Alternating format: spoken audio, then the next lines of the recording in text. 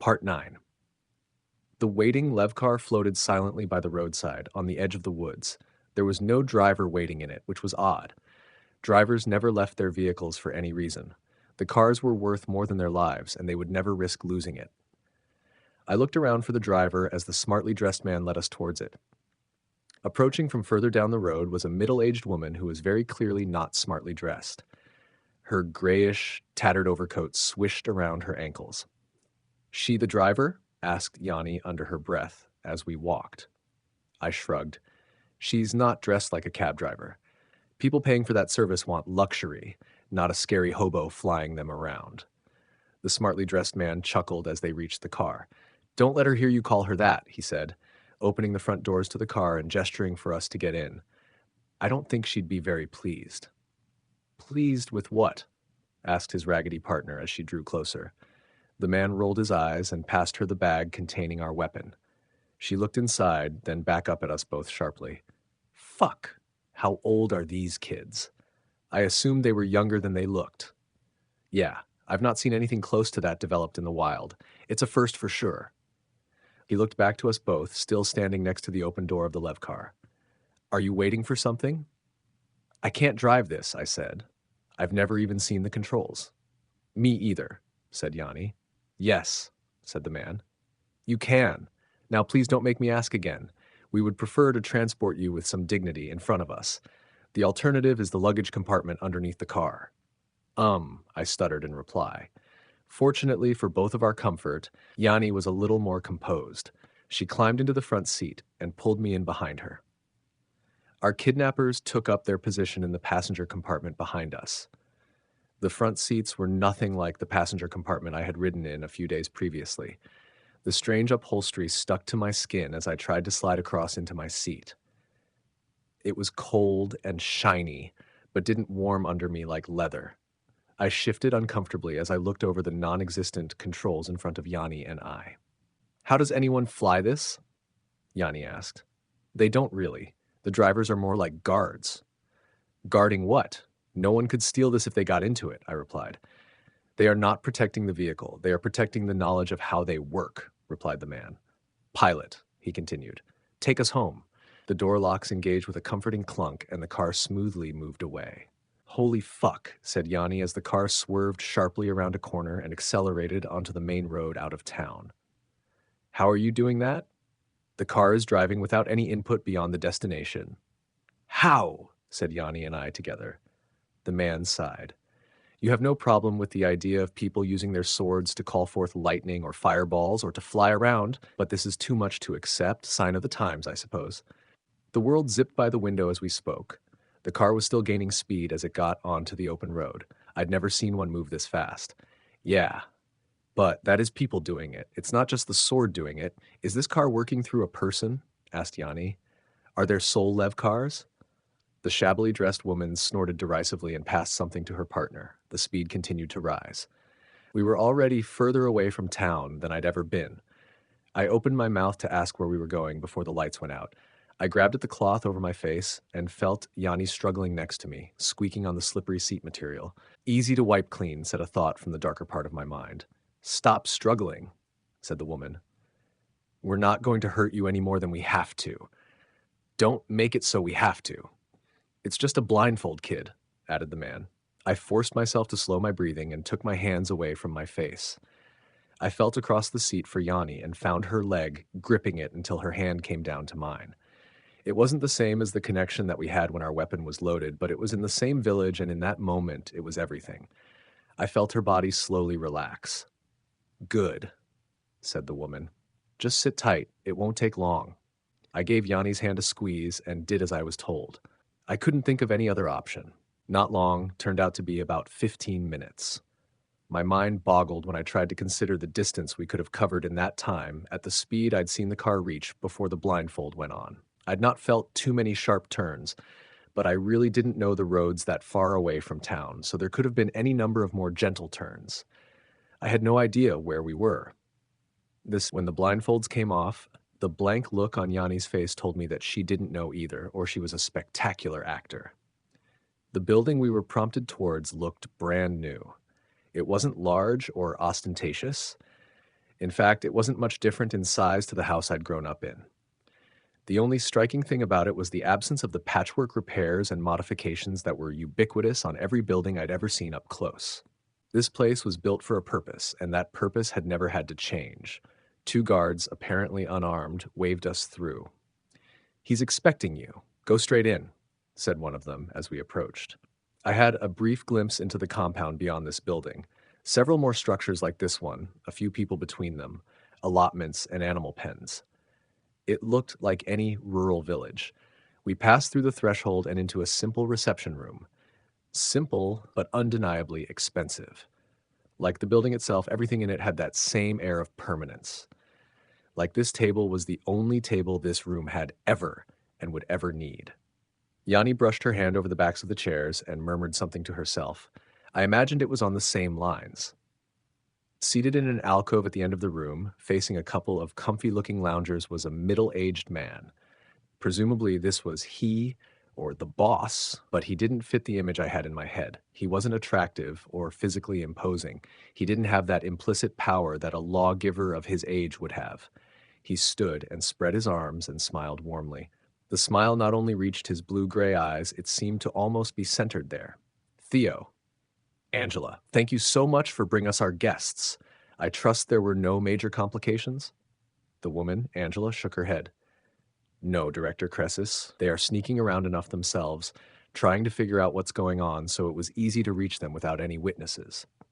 "Good, good," said the director, and turned his gaze on us. As he did so, a little of why he was in charge became clear. It was easy to forget about our kidnappers standing next to us and focus just on him. "Please," he said, indicating the loungers next to his chair. "Take a seat." We did as we were bidden, and only once we were sat and Theo had handed him the bag containing our souls did he sit down. He looked us up and down and then into the bag, letting out a low whistle. "How in the world have you two hidden this for so long?" "My parents," I said. "My sister," said Vanny, both of us surprised to be giving up such private information so easily. "And where are those lovely people?" said the director, with a glance up at Theo and Angela. "The parents are dead," said Theo.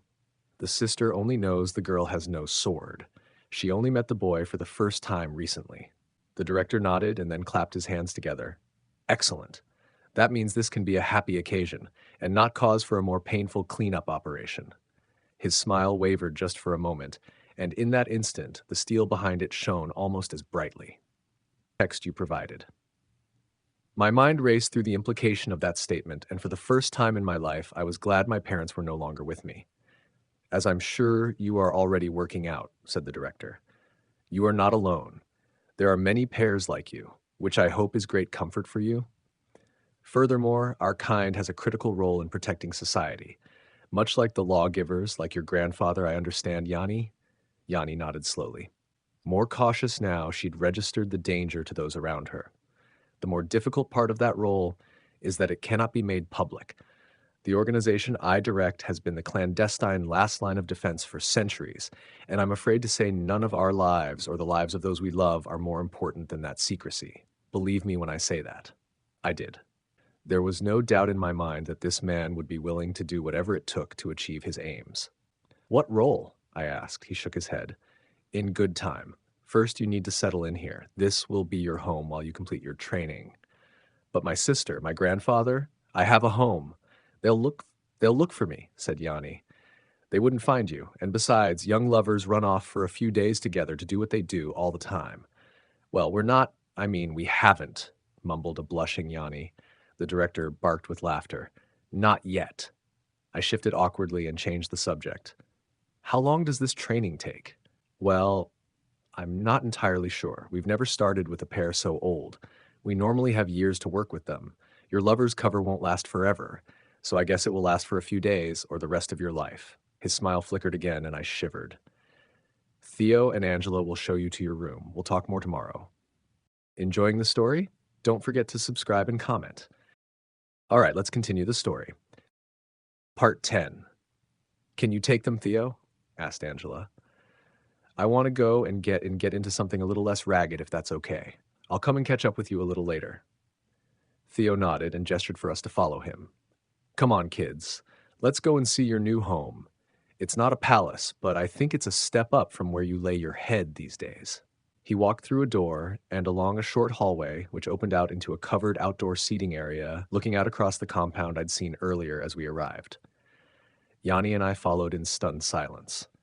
This is where most of us will share meals, said Theo, indicating the tables we were passing between as we headed into the courtyard between the buildings. Most of us? I asked. How many people live here? Are there other places like this? Do you all have, are you all like Yanni and me? Theo laughed. Found your tongue again, huh? No, this is the only place like this. At any one time, there are about 50 people here, and probably the same again out on surveillance, on an assignment, or recovering from one. I noted the need for recovery for later. 100, said Yanni. That's quite an army. Not close in scale to the peacekeepers, but you have the advantage that no one even knows you exist. What do you all do? That we exist, corrected Theo. Or at least you better hope it's we and not you by the end of this. And what we do is not a question I can answer yet. It will come. In the end, that's the only thing that really matters. But we need to work to that. We'll just need to work quickly. Or more quickly than usual. You're already too powerful to be allowed to run around willy-nilly, unlike the kids who normally come here. We reached one of the elegant, simple white structures on the far side of the courtyard. I could smell the faint, acrid stink of the pig dung from the pens away to my left. Yanni wrinkled her nose. Home sweet smelling home, said Theo as he opened the door. The shutters are beautifully made here, so don't worry about the, ambiance getting into the living areas too much. As I followed him into the living area, I heard the sounds of children playing nearby. Other abductees? I asked snarkily. Yep, if you like. Although these kids never knew anything else, we normally find them just after birth. Oh, well, that's much better then, said Yanni. Baby snatching is perfectly acceptable. How is this not a big story? 100 babies stolen out of the crib. More like 200, replied Theo. Not everyone passes the training, and it's not a big story because like everything we do, no one knows about it. Let's just say one of the diseases that occasionally kills a baby is not as real as people think. I'll not tell you which one. You might know someone who'd had it, and that would be a bit much on day one. The living area was simple but of incredible quality, just like the reception room in which we'd met director Croesus. 2 cream couches dominated the space, upholstered in something like a soft leather. There was no area to prepare food, but given the communal space for eating, I assumed there must be a larger kitchen as well for the whole village. The floor was clean and swept. There was nothing that looked unnecessary or dirty or patched up in the whole room. My mum would have loved this place. Nice, right? Said Theo, pointing through one of the 2 doors at the back of the room. And through there is the bedroom. Why did that guy say not yet about me and Treep? Is this some sort of sex cult as well? I looked at Yanni Agape, feeling the blood rising in my cheeks. Theo shook his head. No, nothing like that. It's just fairly universal for people like us. Once you've shared that connection we share, it's hard to be bothered about a relationship with anyone else. What so, everyone? You and Angela? Theo nodded. Yeah, for nearly 20 years now. It's always been her. Look, you kids are lucky. You're both young and attractive, and based on my research, the genders you are both into. Not everyone is so lucky. I looked at Yanni and was shocked to see the expression that flew across her face. Disgust? Disappointment? Revulsion? Whatever it wasn't a positive reaction to the idea of pairing up with me, and it felt more like a stab and a twist than a slap in the face. I disguised my reaction and prickle in my eyes by pushing open the bedroom door to look inside. More of the same, with a single beautiful bed frame in a room of clean lines. One bed, I said, trying to keep the bitterness out of my voice. I'll take the couch, don't worry. Based on the frown Yanni gave in response to that, I'd done a shit job at not taking a tone. Okay, she replied. Angela reappeared, still dressed in gray, but the rags replaced by a fitted shift dress. Theo gave a low whistle, and a smiling Angela responded with a twirl. It's good to be home, she said and came over. As she neared us, the frosty atmosphere registered. What have you done to these 2, Theo? She asked. You said too much? I opened my mouth to reply, but Yanni beat me to the punch. Well, a few hours ago we thought we were unique and finding our own way in the world, and now we're prisoners. About to start on training that we decide if we live or die, knowing that we'll have to do it faster than normal. So excuse us for not being chipper." "Fair," said Angela. "Would you like some space to decompress? I can bring you some food tonight, and you can begin in the morning." Yanni nodded, but I couldn't let them go without asking something else. "The training," I said. "The test. I'm a terrible shot. What if I can't? What if I end up getting us both killed?" Theo looked at Angela, and she shook her head firmly. Theo evidently decided to ignore her. "The test is not of accuracy. It's not even really technical." I sighed in relief. "It's a test for you both," Theo continued.